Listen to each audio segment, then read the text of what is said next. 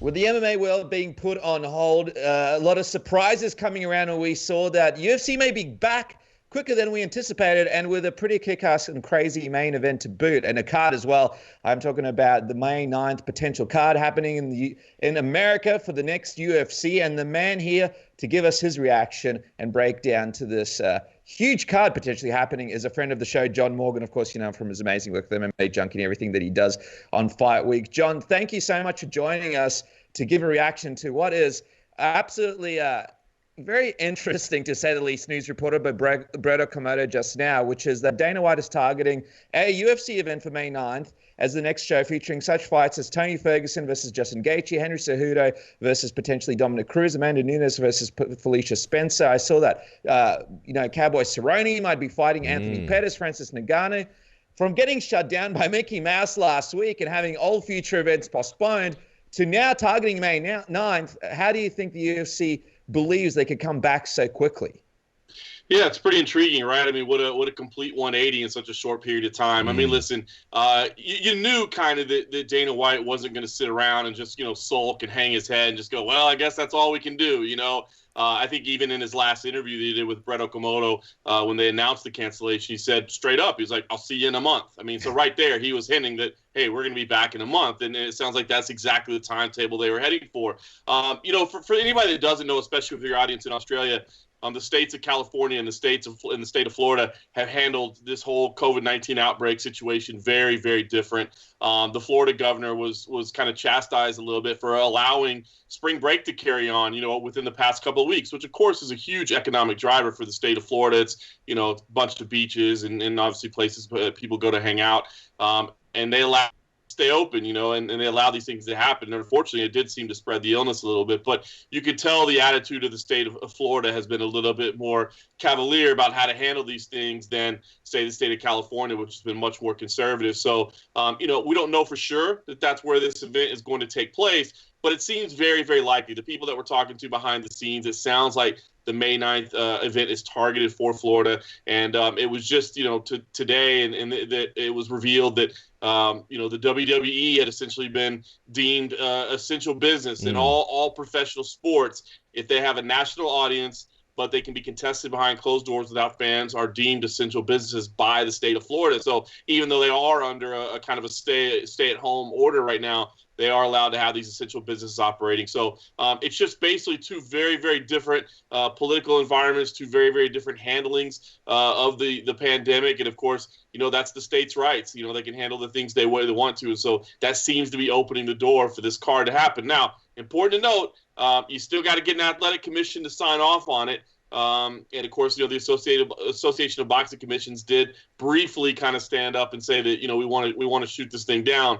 But, when you see the governor of a state saying that this thing is okay, you kind of have to believe that the government appointed, a state boxing commission will probably fall in line.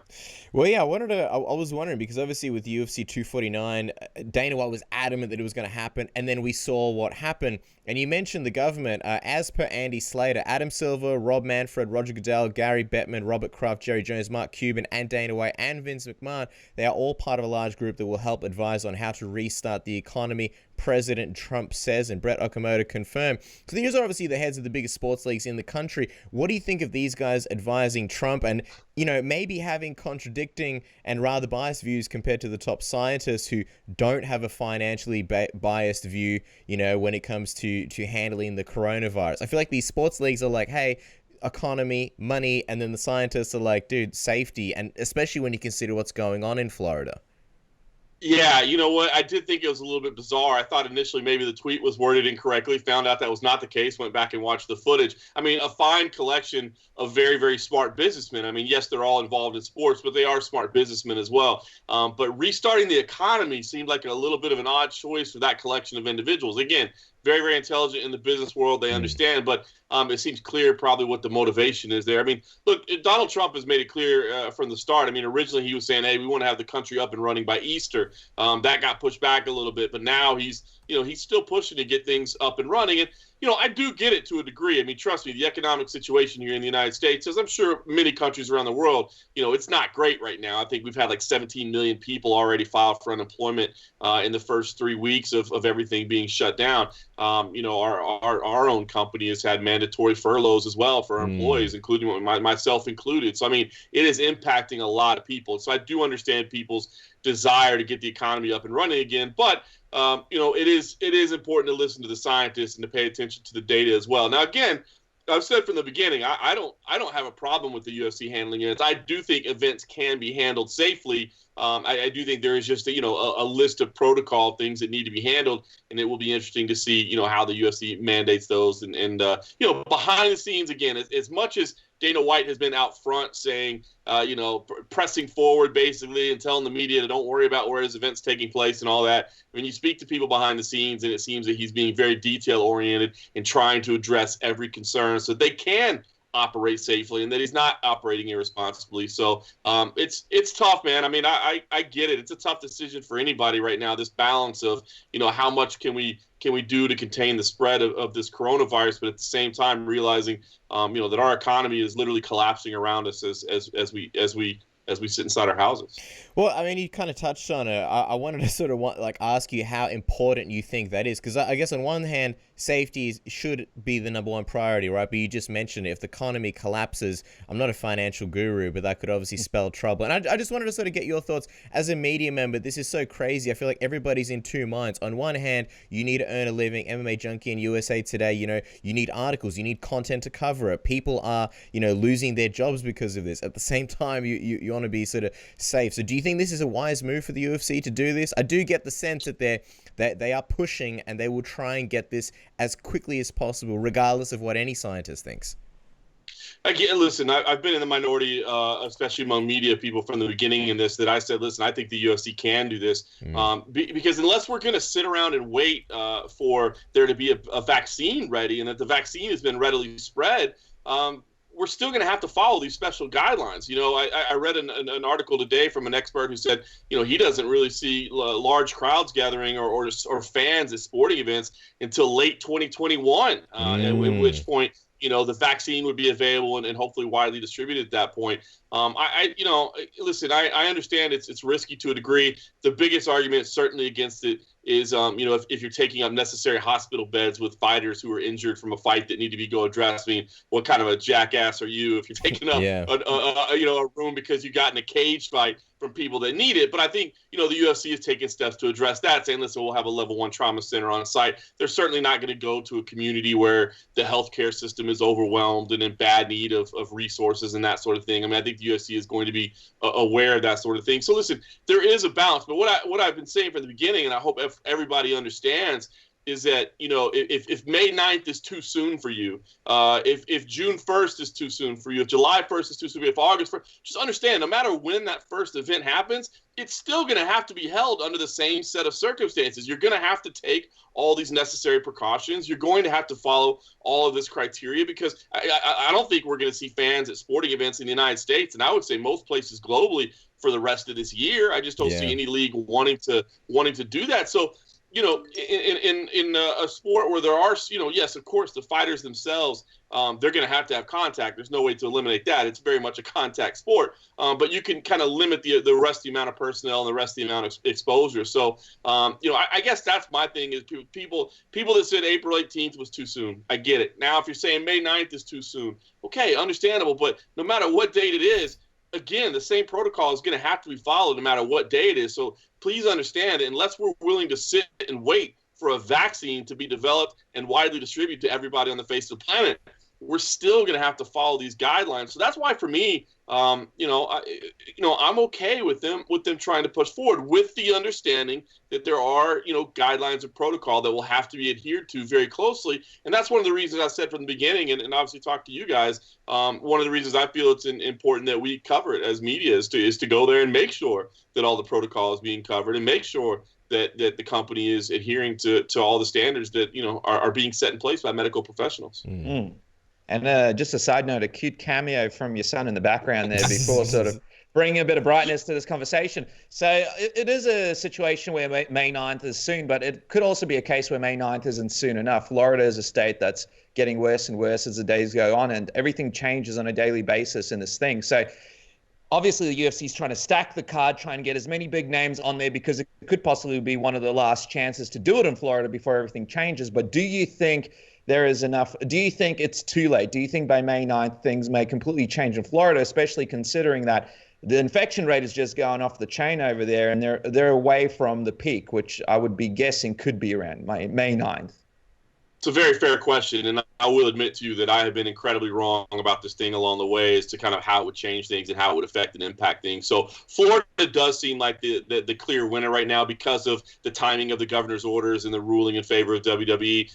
It doesn't mean that it's the only place that it could happen. Certainly Lemoore, California, Tattoo Palace is ready to go. Would California be in a different position by then? I'm not sure. We haven't heard any kind of government response at that point. There's been some mentions that Texas might be willing to do it as well. Texas, of course, is my home state, and I have to admit the Athletic Commission runs things a little loose and fast at times. So they might be willing to do something. It doesn't sound like Fight Island is going to be ready by then, but Dana keeps telling us Fight Island is a real thing. So should I guess just preface it by saying that while all the discussion is about Florida, and you bring up some very, very fair points about where Florida will be on May 9th, it doesn't necessarily have to be there, but it is valid. I mean, that is the craziest thing about this. I've tried to keep a light heart about it as this thing has changed. But, you think about, 4 weeks ago, 5 weeks ago, the biggest complaint we had as MMA fans was the fact that, Adesanya and Romero was not a very entertaining fight. That was our biggest problem. Like, oh, my God, man, Jesus. And now, how it's progressed so fast. We had our entire MMA Junkie staff in Las Vegas for UFC 248. And we all had dinner together. We had like meetings, quarterly meetings and training sessions. It was cool. We had our staff was all together, which we rarely get to do that because we live around the country. And then a week later, the places that we had gone out to eat dinner were closed, and everybody that worked there didn't have a job anymore. And that happened over the course of a week. So things could definitely change between now and May 9th. And I do believe the UFC is working with contingency plans in place. You even heard Dana mentioned after the 249 shutdown, he said, look, if we couldn't go in Tashi, I had another place lined up ready to go as well. So, they're definitely covering their bases, making sure they got options available. So we'll see. I know that they believe they can do this, and I know that the people involved believe it's not as risky as maybe everybody would lead you to believe. We'll just find out if, again, there's another kind of shutdown in place. And I guess important to note too, I think most people probably know this, but Disney does have a massive presence in California. They also have a massive presence in Florida as well. I know it was Disney and ESPN that kind of caved to the California government and respected their wishes. We'll see how it works in Florida. On the one hand, much of the Orlando's economy is based around Disney and their multiple parks there and all those things that's in Florida. So on the one hand, I could see the government in Florida wanting to work with Disney to, with open arms and saying, by all means, please, let's get this thing going again. So, it will be interesting to see how the politics behind this play out behind the scenes. Appreciate your time, John. We'll let you go in 2 secs. Everything is very fluid and everything is up in the air. And one of the big sort of questions is, okay, what's different about this time compared to the previous UFC 249 that eventually got cancelled? And I feel like in some ways, not much is different. We're still in for that roller coaster ride where, there could be venue changes, location changes, governors calling. We really won't know until the event is, a day before, day of, and even then we still won't know. And I know that UFC are targeting a really, really stacked card. If it happens, geez, it's a sexy card. So many good fights. But nothing's locked in, and it seems like some fighters, they didn't even know about these plans until seeing it just now, and they're kind of like, oh shit, I might be fighting on May 9th. Apparently some fighters are like, okay, I want to do it, I'm happy to fight. Tony Ferguson obviously has agreed to fight Justin Gaethje verbally. Apparently it's both ways. But then you have other fighters who are a little bit hesitant, and it's understandable because they went through a roller coaster of, ill-prepared training, managing weight cuts, all this stuff, only for it to fall apart in the last moment. And I feel like maybe some of these fighters are like, you know what, I don't want to go through that bullshit again. It's difficult enough being a fighter, let alone going through that kind of stuff. So how likely do you think we really do get this super stacked card? Do you think that's why the UFC are trying to stack it in case fighters fall out? And also, I'm curious what you think about Tony Ferguson versus Justin Gaethje being booked, instead of Tony versus Khabib. Obviously, Ramadan is April 23rd, so we couldn't get Khabib regardless, but it is an interesting choice to see the UFC moving forward with this fight. Yeah, listen, as the card as a whole goes, I wouldn't be surprised to see a change or two. I mean, I think the UFC was working under the assumption, and they made it clear, I think, to Brett, hey, this is our targeted card. It's fluid. All these things could change.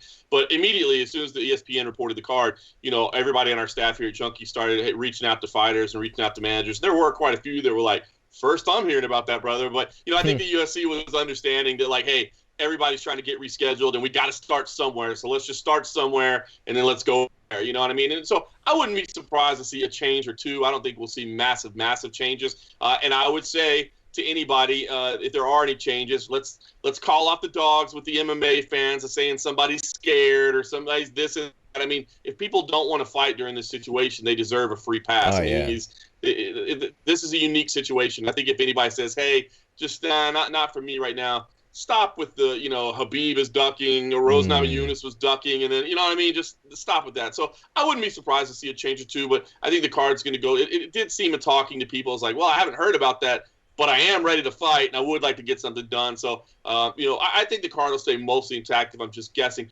I would say, one of the biggest criticisms I had, that I think part of the reason things fell apart a little bit in California, was I understand why Dana was being so secretive about everything, but I think that just continued to raise red flags and continued to make people a little nervous. You know what I mean? That why are we not being transparent here? Are we trying to hide anything? And I totally get the approach. I understand what he was thinking. Look, if I can just get one card in, I've got this place set up for 2 months. If I can get one card in and show the world that this process works, that that I can do this, then I can rattle off those other ones. There'll be no problem. I understand why he went that route, but I think it backfired on him a little bit. I think it made people a little bit more, kind of curious and concerned and wary, So I think being transparent here would do some benefits. Maybe they don't have it locked in yet. Maybe that's why they didn't want to say where it was today. But I just hope as we move forward, we're able to say, hey, here's where it is, and here's why the government feels okay with it, because we've agreed to this. We've talked to them about this. You know what I mean? I just think that would be beneficial. So we'll see how that all plays out. And lastly, as far as the fight being booked,